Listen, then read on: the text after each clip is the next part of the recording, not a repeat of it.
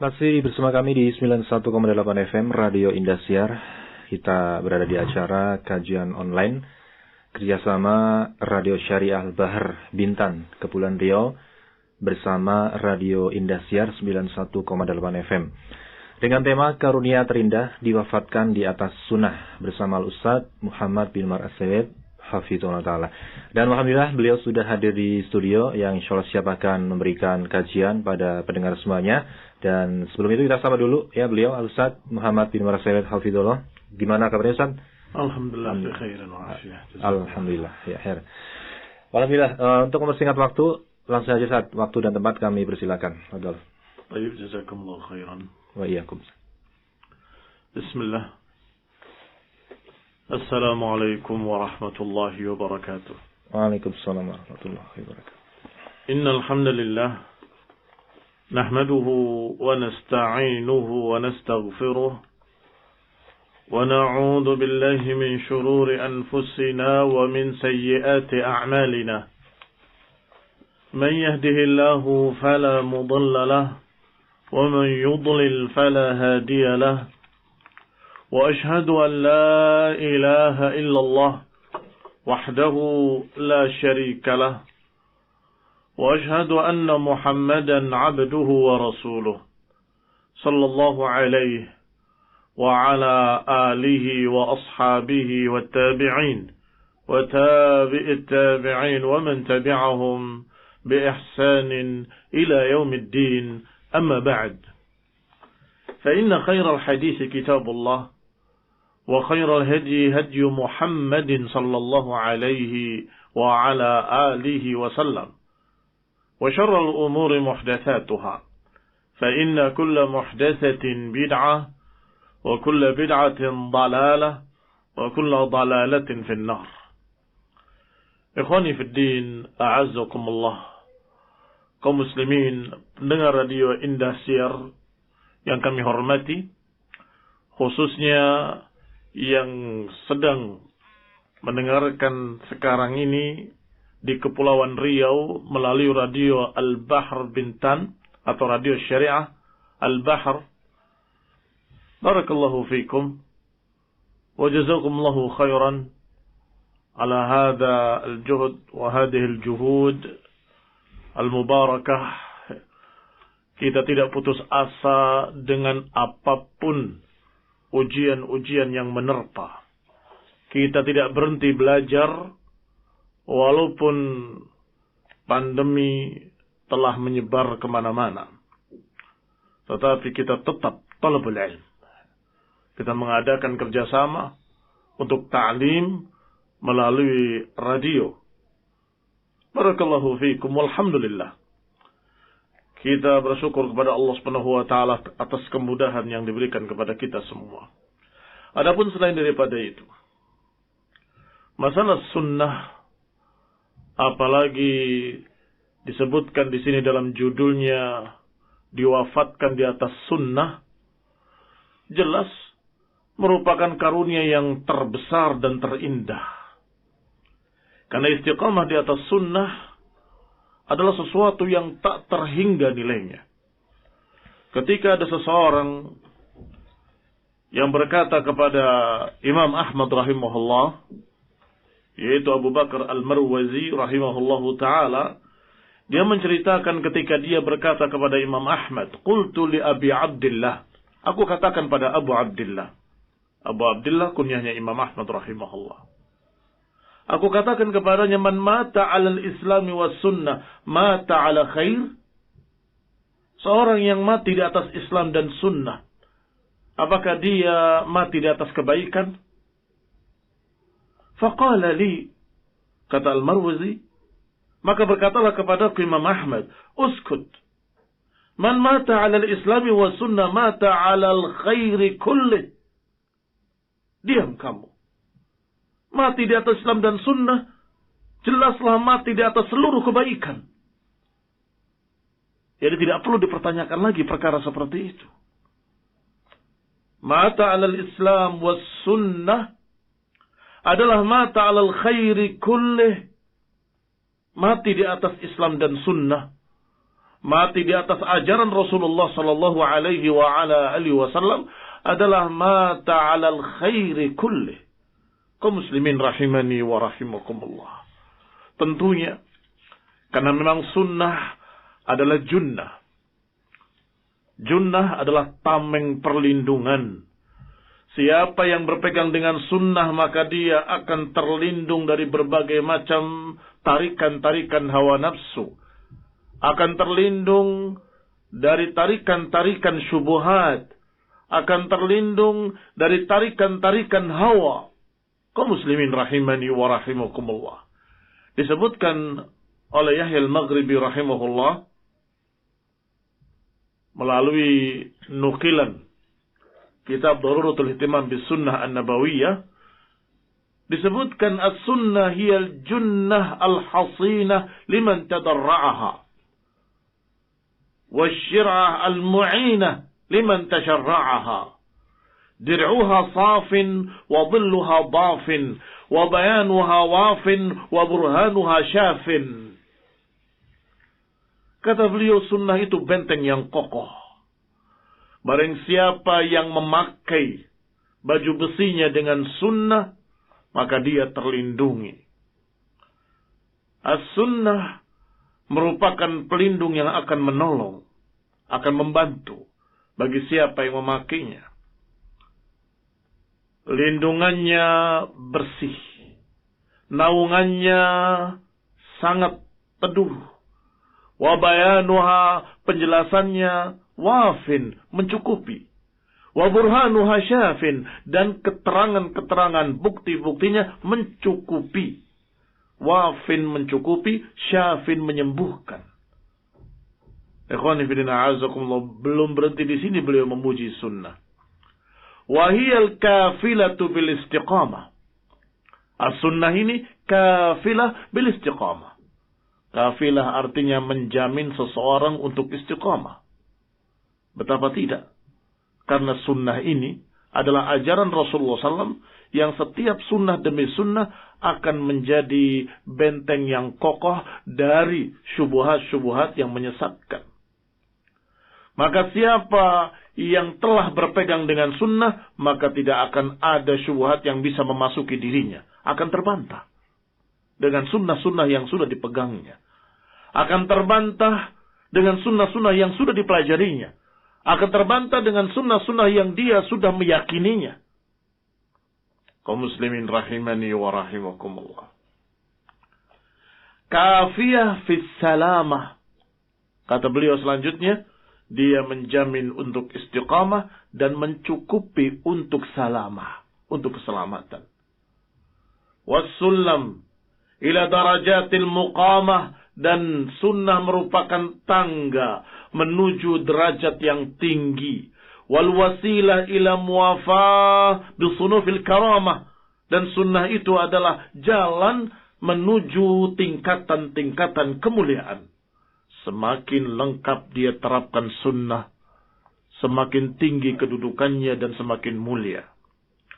Hafidhuha mahfuz, wa mulahiduha malhub, wal muqtadi biha ala siratul mustaqim. Yang menjaganya akan terjaga.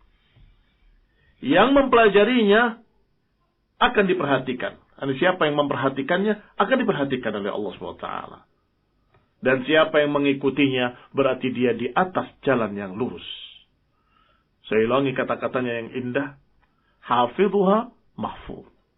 Yang mempelajarinya atau yang menjaganya, dia akan terjaga. Yang memperhatikannya akan diperhatikan. Dan siapa yang mengikutinya, dia akan berada di atas jalan yang lurus.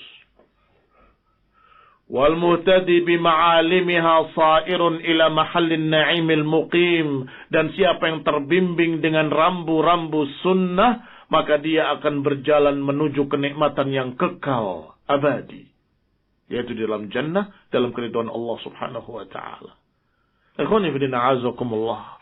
Maka kalau judul yang kita bahas pada malam hari ini, karunia terindah diwafatkan di atas sunnah, maka itu tak terbantah. Jelas. Ada satu lagi ucapan Ibnu Hibban rahimahullahu ta'ala ketika beliau memuji sunnah ini di dalam muqaddimah kitabnya, yaitu kitab sahihnya. Kata beliau, inna fi luzumi sunnatihi tamamus salamah. Kata Ibn Hibban rahimahullah, sesungguhnya berpegang dengan sunnah akan menyempurnakan keselamatan. Wa juma'ul karamah, dan akan mengumpulkan kemuliaan. La tudfa surujuha, yang tak akan padam cahayanya. Wa la tudhad hujajuha, dan gak akan terkalahkan hujah-hujahnya. Siapa yang berpegang dengan sunnah, hujahnya tak terkalahkan. Man lazimaha usim, wa man khalafaha nadim. Siapa yang berpegang dengannya, usima, terlindungi. Wa man khalafaha nadim, dan siapa yang menyelisihinya, menyesal dia. Idhiyal husnul hasin, karena sesungguhnya sunnah itu adalah benteng yang kokoh. Lihatlah betapa miripnya ucapan para ulama, walaupun mereka berjauhan tempat dan zaman. Karena memang demikianlah akidah ahlu sunnah tentang sunnah. Demikianlah keyakinan ahlu sunnah tentang ajaran sunnah Rasulullah SAW. Karena beliau Rasulullah SAW diutus oleh Allah Subhanahu Wa Taala untuk mengajarkan dengan ucapan dan perbuatan. Artinya, ucapan beliau dan perbuatan beliau merupakan ilmu yang harus kita jalani atau yang harus kita ikuti. Laqad kana lakum fi Rasulillahi uswatun hasanah. Telah ada bagi kalian pada diri Rasulullah SAW contoh teladan yang baik. Liman kana yarjullaha wal yawmal akhir, bagi siapa-siapa yang menginginkan Allah dan hari akhir, maka telah ada contoh teladannya. Beliau sallallahu alaihi wasallam adalah seorang yang maksum, terjaga dari kesalahan. Maka ucapannya, perbuatannya adalah sesuatu yang merupakan perkara yang maksum, yang terjaga pula. Maka tidak salah ucapan para imam-imam tadi bahwa yang namanya sunnah menyelamatkan. Siapa yang menjaganya, dia akan terjaga. Siapa yang memperhatikannya, dia akan diperhatikan oleh Allah Ta'ala. Siapa yang mengikutinya, dia selamat.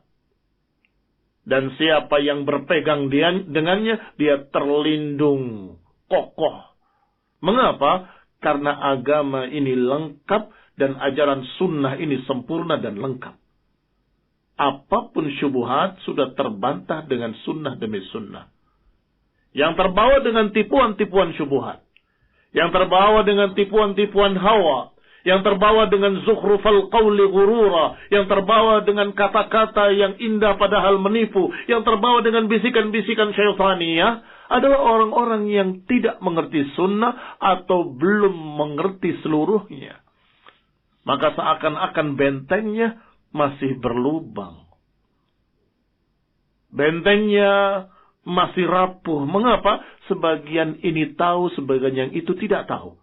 Sebagian yang sana dia pegang, sunnah yang ini dia nggak pegang. Sunnah yang sebelah sini dia masih punya.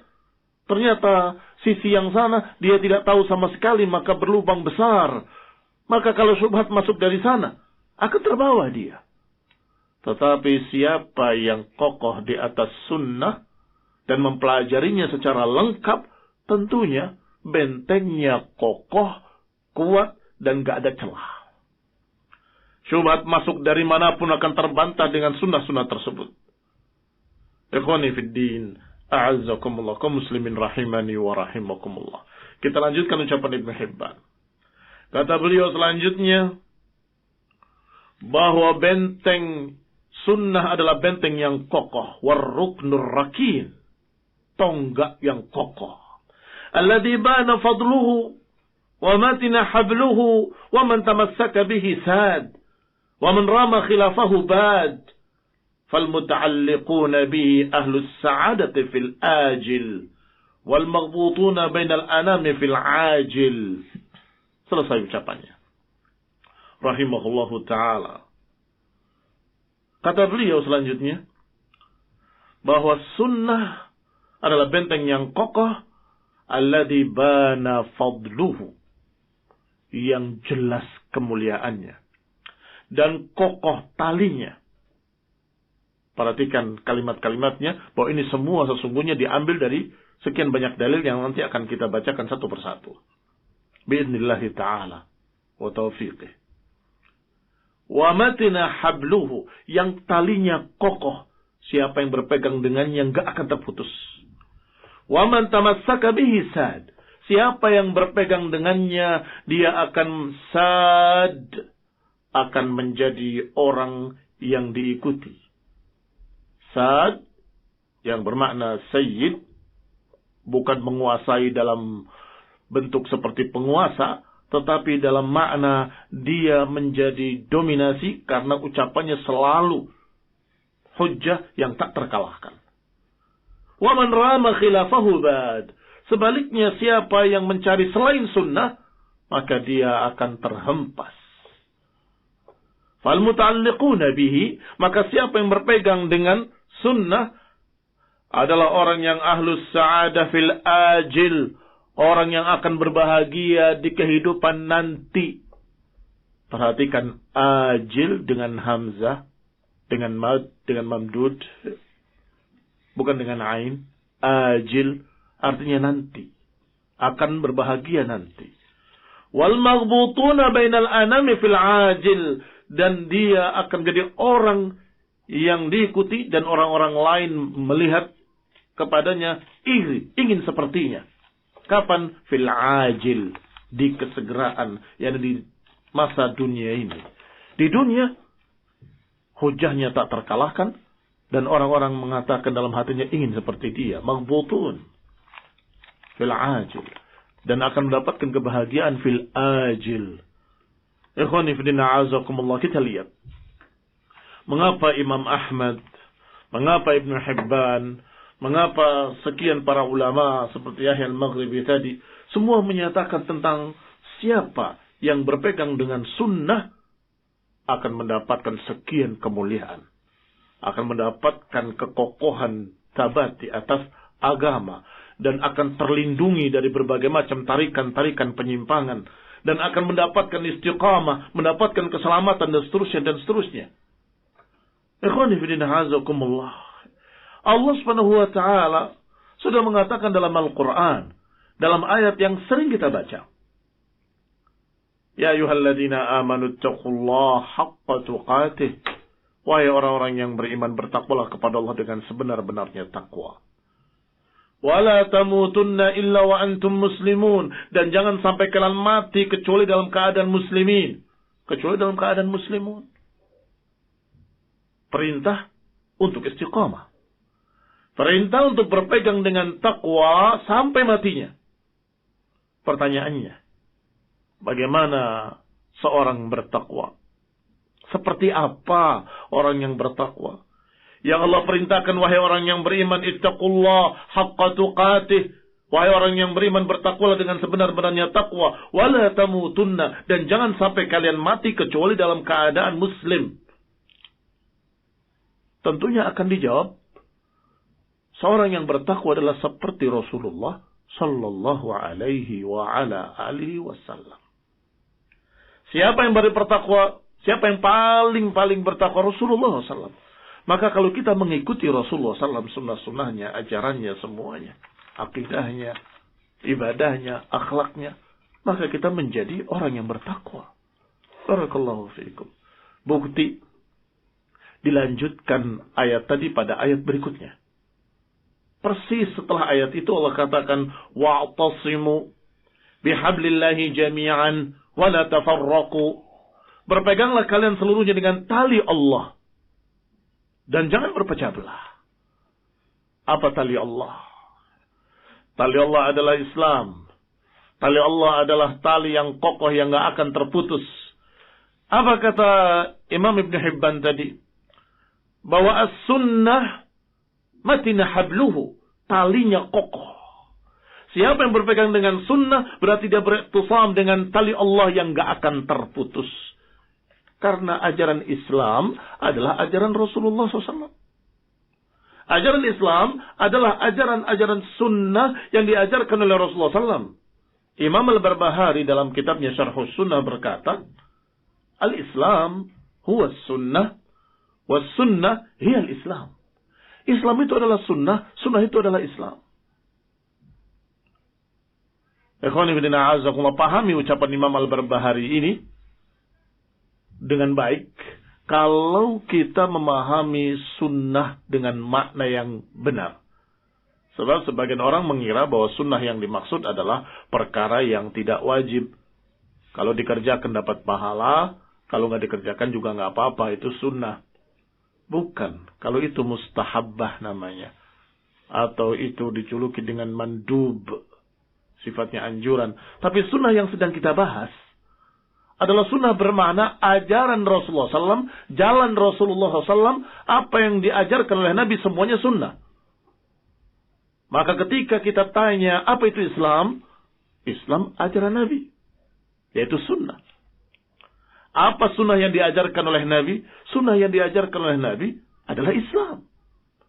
Sehingga Imam Al-Barbahari berkata dengan tepat sekali, Al-Islam huwa sunnah, was sunnah hiya al-Islam. Kalau sudah tahu demikian, maka makna wa'tasimu jami' wastami', saya ulangi, wa'tasimu bihablillahi jami'an wa la tafarraqu, maknanya berpeganglah kalian dengan Islam, dengan ajaran sunnah Rasulullah SAW. Peganglah ajaran Nabi. Seluruhnya kalian, bersama-sama, seluruh kaum muslimin. Tidak peduli apakah mereka ada di timur atau di barat. Tidak peduli apakah mereka ada di Jaziratul Arab atau ada di tempat ajam. Tidak peduli apakah di Indonesia atau di luar negeri lainnya. Apakah dia dari turunan Arab atau turunan yang lain. Kalau sudah berpegang dengan tali Allah bersama-sama, maka mereka bersatu di atas agama yang hak. Bersatu di atas ajaran Rasulullah sallallahu alaihi wa ala alihi wasallam. Itu perintah dari Allah Subhanahu wa taala. Wala tafarraqu, dan jangan berpecah belah. Jangan berpecah belah artinya jangan lepas dari tali tadi. Jangan lepas dari tali Allah, kalian akan bercerai-berai. Ketika lepas dari sunnah, akan segera terhempas ke dalam berbagai macam penyimpangan-penyimpangan. Abu Bakar Siddiq radhiyallahu ta'ala anhu berkata, aku tidak akan tinggalkan satu sunnah pun. Karena aku khawatir, kalau aku tinggalkan satu sunnah azir, aku khawatir aku akan menyimpang sesat. Memang tidak langsung. Tetapi ketika dia meninggalkan sunnah 1, sunnah 2, sunnah 3, sunnah, maka ada tempat yang kosong. Tempat kosong itu kalau kemudian diisi atau dimasuki penyimpangan, akan mudah. Kalau digambarkan sebuah benteng, maka bentengnya berlubang. Atau ada celah-celah yang bisa dimasuki. Sehingga dikatakan dalam ayat ini, jangan lepas sunnah, kalian akan berpecah. Wa'tasimu bihablillahi jami'an wa la tafarraqu. Kalau kalian lepas dari sunnah, kalian akan bercerai-berai. Yang satu terbawa kepada kesesatan A, kesesatan B, kesesatan C, dan berbagai macam kesesatan-kesesatan yang ada di dunia ini. Tarikan-tarikan syaitan yang Rasulullah SAW sudah berkata, sataftariqu ummati ala 73 firqah, bahwa umatku akan bercerai-berai, akan berpecah belah menjadi 73 golongan. Kulluhum finnar, semuanya dalam neraka kecuali satu golongan. Ditanya, ya Rasulullah, siapa mereka? Ma ana alaihi wa ashabi. Yang akan selamat adalah yang aku dan para sahabatku ada di atasnya. yakni apa yang dijalani oleh Rasulullah SAW dan para sahabatnya. Jalan, bahasa Arabnya sunnah. Man sanna sunnatan hasanatan, siapa yang menggariskan satu jalan yang baik. Maka kalau dikatakan yang selamat adalah ma'ana alaihi wa ashabi, maka jangan ada yang sok mengklaim itu adalah kami, itu adalah kami, itu adalah saya, itu adalah saya. Tetapi ketahuilah bahwa yang dimaksud oleh Rasulullah SAW, bahwa yang selamat adalah Rasulullah SAW dan para sahabatnya. Ma'ana alaihi wa ashabi. Adapun kita tergantung Apakah kita mengikuti sunnah Rasulullah SAW dan mengikuti bagaimana para sahabat dalam berpegang dengan sunnah? Mudah-mudahan kita selamat. Tetapi kalau kita tidak berpegang dengan sunnah dan tidak mengikuti para sahabat dalam berpegang dengan sunnah, maka jangan sok mengklaim bahwa engkau akan selamat. Ikhwan fillah a'azakumullah, yang dibutuhkan bukan pengakuan. Yang dibutuhkan barakallahu fikum adalah pembuktian.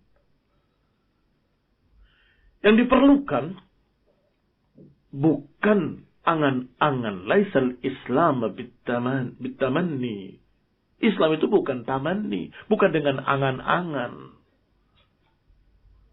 Tetapi dengan sesuatu yang ada dalam hati, wasadaqatul a'mal, dan dibenarkan oleh pengamalan.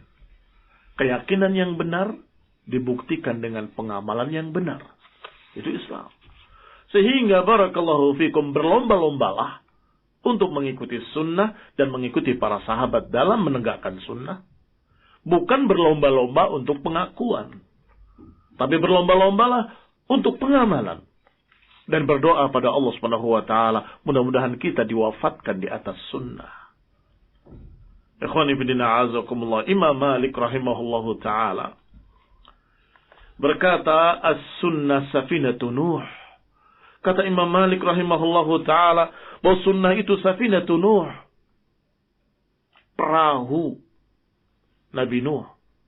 Sunnah seperti perahu Nabi Nuh. Man rakibaha naja, wa man takhallafa anha ghuriq. Siapa yang menaikinya dia selamat, dan siapa yang meninggalkannya maka dia tenggelam. Ucapan Imam Malik rahimahullahu ta'ala sebagaimana dinukil dalam tarikh Baghdad dan tarikh Dimashq.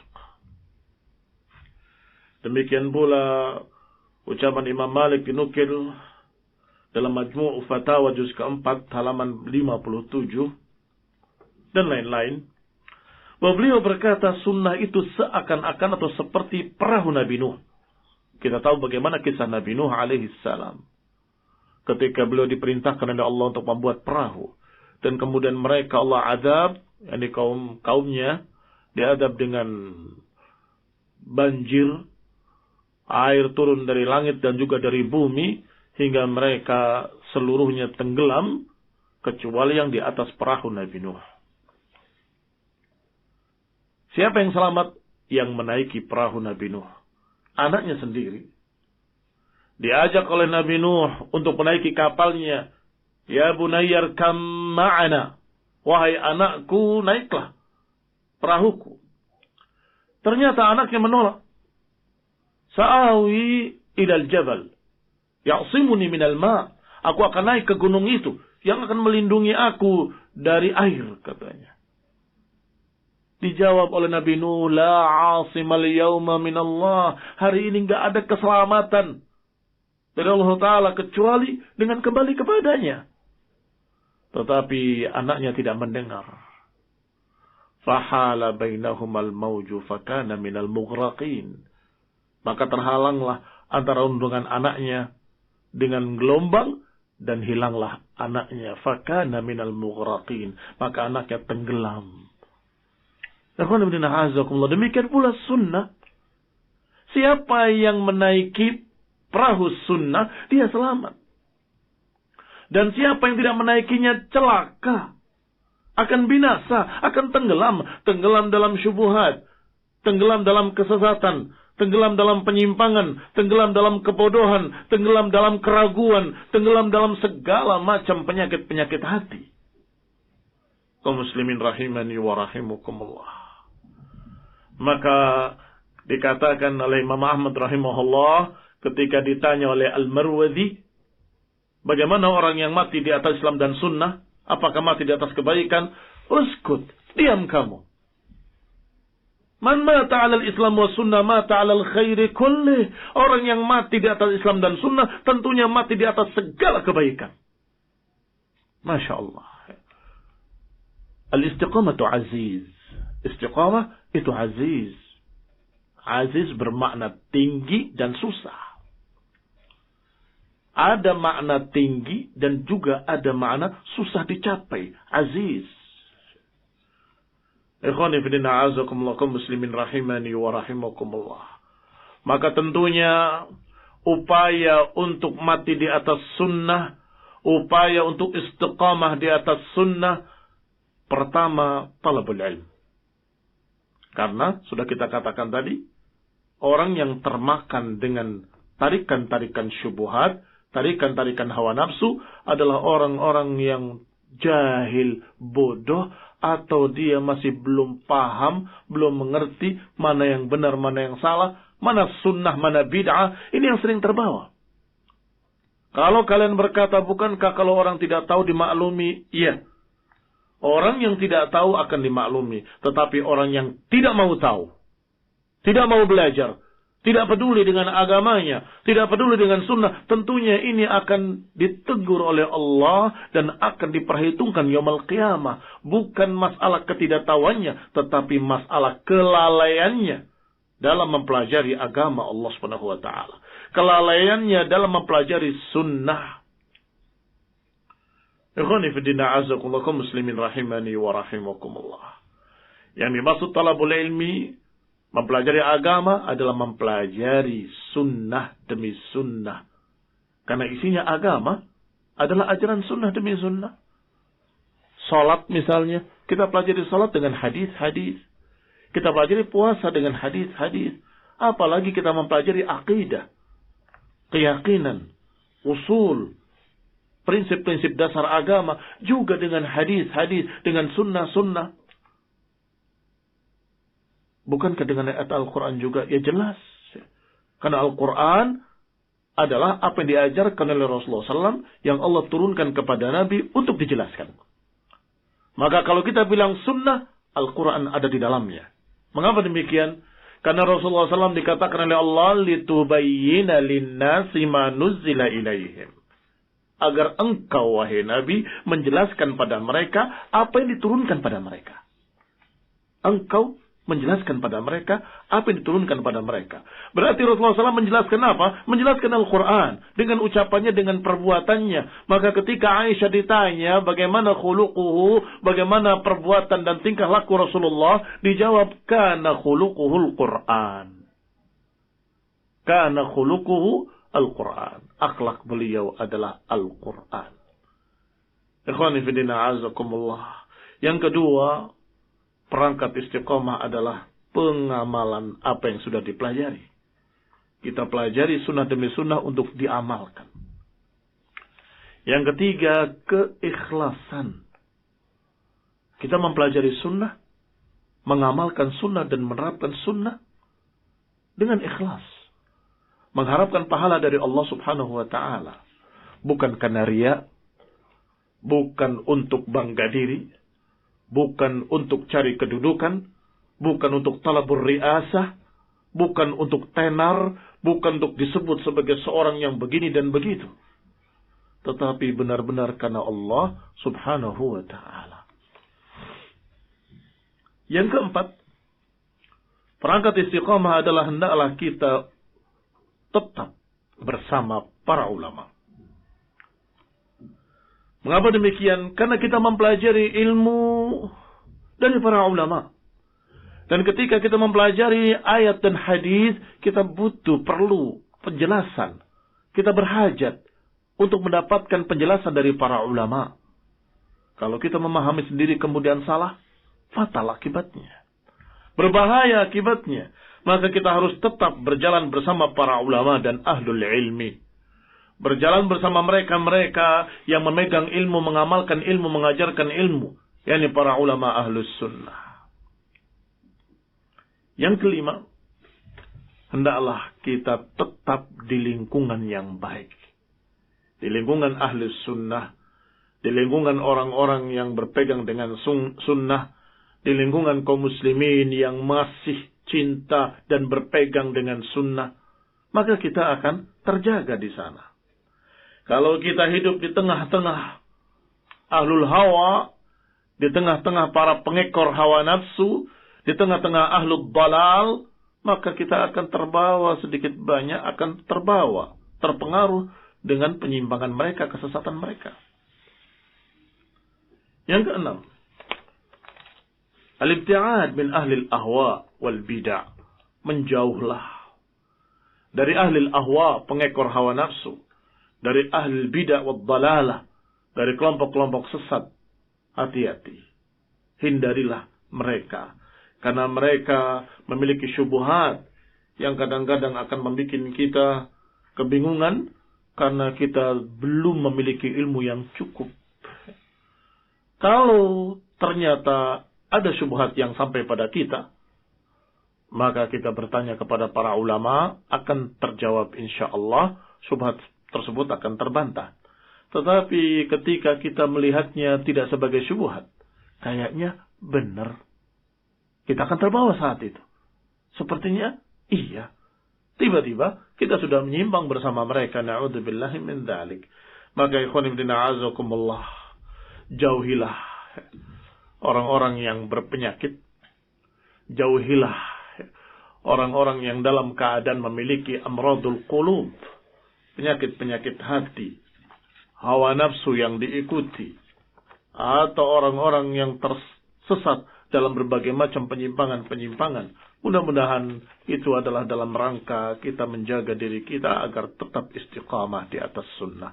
Dan sampai kita wafat, diwafatkan di atas sunnah. Amin. Wabillahi taufiq wal hidayah. Wassallallahu ala Muhammadin wa ala alihi wa ashabihi wa sallama tasliman katsira. Dan selanjutnya kita akan masuk ke sesi tanya jawab. Dan alhamdulillah ada satu pertanyaan masuk yang insya Allah kita akan langsung bacakan saja. Assalamualaikum warahmatullahi wabarakatuh. Waalaikumsalam warahmatullahi wabarakatuh.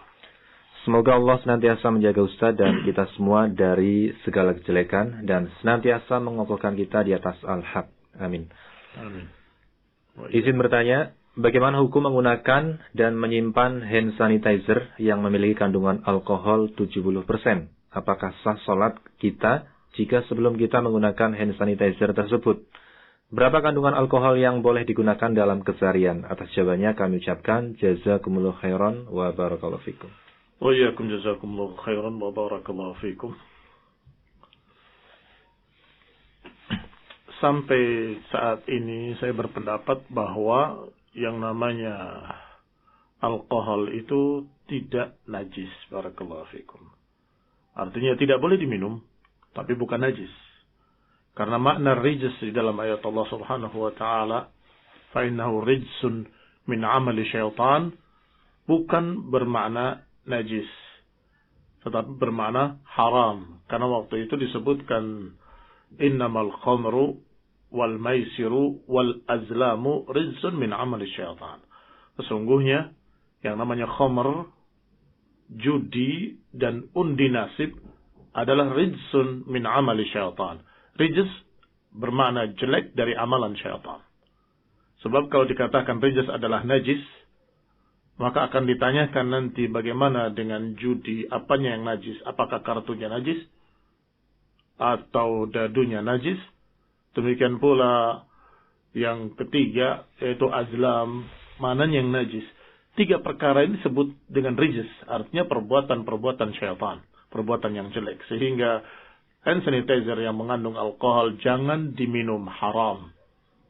Tetapi ketika dipakai di tangan atau minyak wangi, wallahu ta'ala alam, saya masih cenderung kepada pendapat mereka para ulama yang menyatakan bahwa itu tidak najis. Wallahu ta'ala alam bisawab.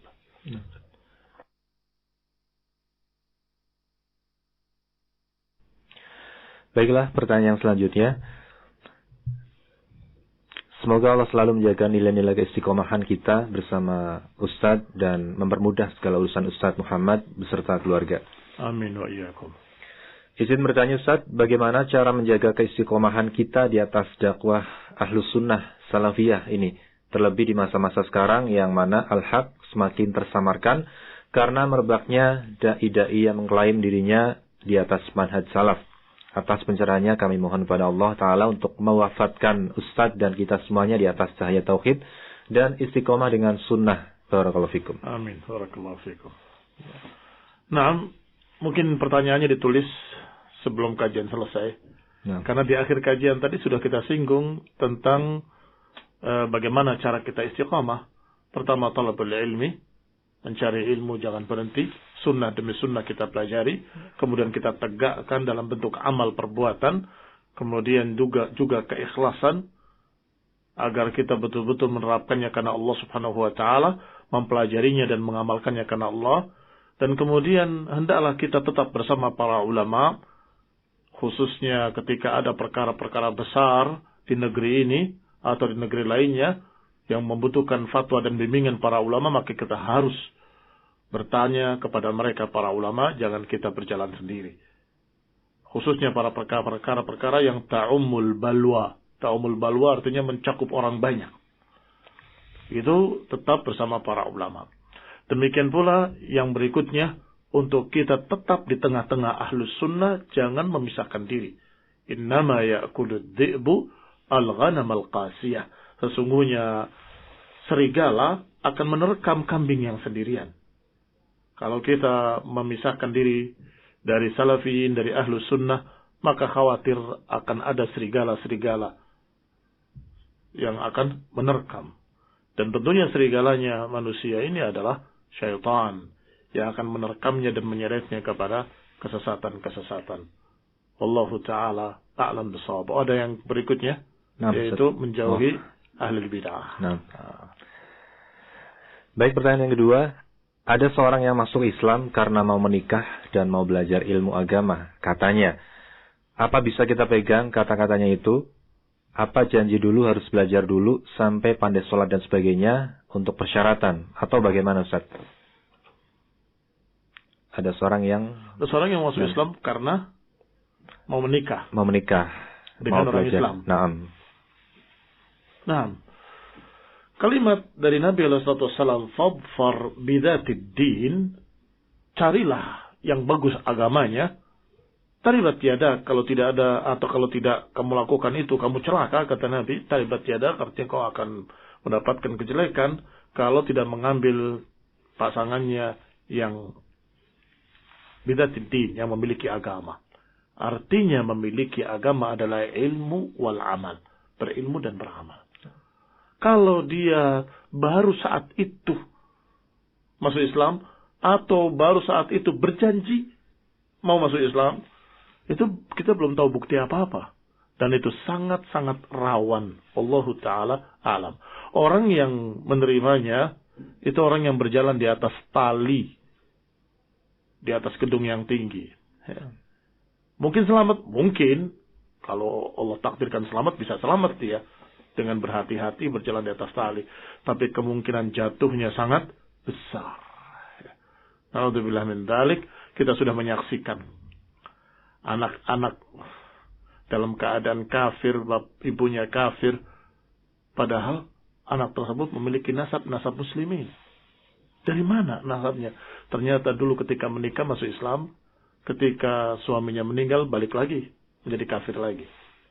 Ini mengerikan sekali, barakallahu fikum. Sehingga carilah yang baik, yang soleha. Adapun mereka yang masuk Islam, alhamdulillah kita syukuri. Mudah-mudahan Allah berikan istiqamah. Diajari agama. Sampai terbukti kalau dia itu adalah orang yang benar-benar sungguh-sungguh masuk Islam, baru kita nikahi. Barakallahu fikum. Khawatirnya hanya sekedar ingin nikah saja, setelah itu dia tidak pentingkan lagi masalah agamanya. Na'udzubillah min dzalik.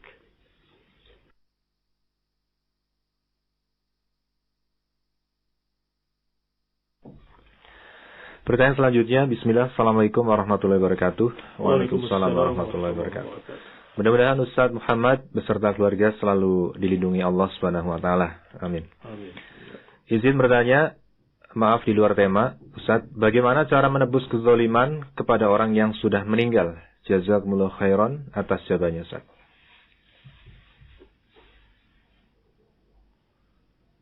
Nasallallahu alaihi. Ini yang paling berat. Karena kezaliman pada manusia itu harus meminta maafnya dan meminta ridhonya. Barakallahu fikum. Sekarang dia sudah wafat. Bagaimana kita meminta ridhonya? kecuali yang berkait dengan masalah harta dunia misalnya, atau kezaliman dalam bentuk hak-hak keduniaan, maka dia kembalikan kepada anak turunannya. Mudah-mudahan yaumul qiyamah orang tersebut akan ridho dan akan bisa memaafkannya. Misalnya, kezaliman tersebut adalah engkau mengambil hartanya dengan zalim atau mengaku rumahnya dengan zalim, maka ketika dia bertaubat dan dia sudah meninggal, orang yang kamu zalimi, maka kamu berikan anak-anak kepada anak-anaknya. Ini punya bapakmu. Dulu saya ambil dengan zalim. Saya salah dan saya beristighfar kepada Allah. Saya minta maaf kepada kalian semua. Ini harta bapakmu. Ini rumah bapakmu. Berikan kembali. Kalau itu masalahnya. Yang susah adalah kalau masalahnya bukan masalah itu. Masalah misalnya engkau menyakiti hatinya dengan menjatuhkan kehormatannya dan sebagainya. Itu yang mungkin agak lebih susah. Bagaimana dia akan ridho padahal dia sudah mati, sudah wafat. Mungkin bisa engkau mengumumkan kepada kaum muslimin bahwa apa yang saya katakan, tentunya kaum muslimin yang berkait saja ya, bahwa apa yang saya katakan tentang si fulan ini sungguhnya tidak demikian, dia orang baik, dia perbaiki namanya. Mudah-mudahan itu bisa membantu. Wallahu taala a'lam bissawab. Nah, demikian telah kita simak bersama sesi yang kedua, sesi tanya jawab, dan mohon maaf ya atas mungkin pertanyaan-pertanyaan pendengar yang belum bisa kita bacakan pada kesempatan malam hari ini. Insya Allah kita akan kumpulkan pertanyaan-pertanyaan Anda dan kita akan bacakan pada kesempatan-kesempatan yang selanjutnya. Barakallahu fikum. Akhir kalam, wassallallahu ala nabiyina Muhammadin walhamdulillahi rabbil alamin. Subhanakallahumma wa bihamdika asyhadu an la ilaha illa anta astaghfiruka wa atubu ilaik. Wassalamualaikum warahmatullahi wabarakatuh.